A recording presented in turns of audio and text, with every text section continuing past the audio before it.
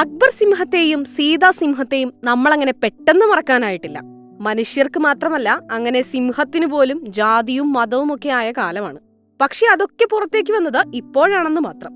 നമുക്കറിയാവുന്നത് അക്ബറിനെയും സീതയും മാത്രമാണ്. പക്ഷെ ആർക്കും അറിയാത്ത കൃഷ്ണനും രാധയും വിശ്വാമിത്രനും പ്രഭാസും ഒക്കെ ഉണ്ട്. ആ കഥയാണിത്. പക്ഷെ കഥ നടക്കുന്നത് കുറച്ച് ബ്ലാക്ക് ആൻഡ് വൈറ്റ് കാലത്താണ്. അശോക മുതൽ ടെൻഡുൽക്കറും ദ്രാവിഡും കരിഷ്മയും കജോളും ഒക്കെ ഉണ്ടായിരുന്നു മൃഗശാലയിൽ.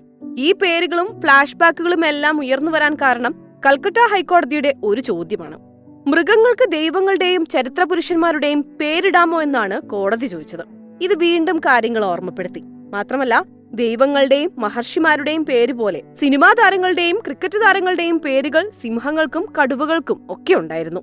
മൃഗങ്ങൾക്ക് ദൈവങ്ങളുടെയും ചരിത്ര പുരുഷന്മാരുടെയും പേരിടാമോ എന്ന് കൽക്കട്ട ഹൈക്കോടതി ചോദിച്ചതിന് പിന്നാലെ പേരിട്ട ഉദ്യോഗസ്ഥനെ ത്രിപുര സർക്കാർ സസ്പെൻഡ് ചെയ്യുകയും ചെയ്തു. ഇതോടുകൂടി മൃഗശാലയിലെ പേരുകളുടെ രേഖകളും പുറത്തുവന്നു.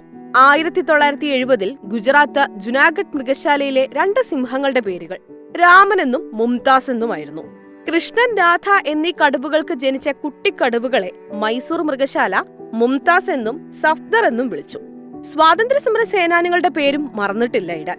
ഗുജറാത്തിലെ മൃഗശാലയിൽ 2004 ആസാദി എന്നൊരു സിംഹം ഉണ്ടായിരുന്നു. സ്വാതന്ത്ര്യസമര സേനാനികളുടെ പേരിടുന്നതിലും കൽക്കട്ട ഹൈക്കോടതി വിയോജിപ്പ് കാണിച്ചു. ഇതിനൊക്കെ പുറമെ അശോക ചക്രവർത്തിയെയും പേരിടൽ ചടങ്ങിൽ വെറുതെ വിട്ടില്ല. 1991 ഗുജറാത്തിൽ അശോക എന്നു പേരുള്ള സിംഹവും 81 84 ഒഡീഷയിൽ ഈ പേരുള്ള കടുവയും ഉണ്ടായിരുന്നു.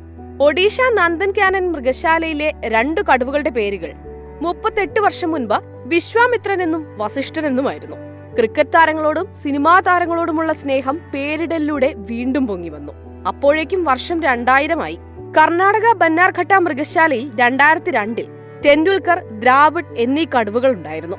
ഒരു 89 കാലം പരിശോധിച്ചാൽ ഗുജറാത്തിൽ കപിൽ എന്ന സിംഹമുണ്ടായിരുന്നു.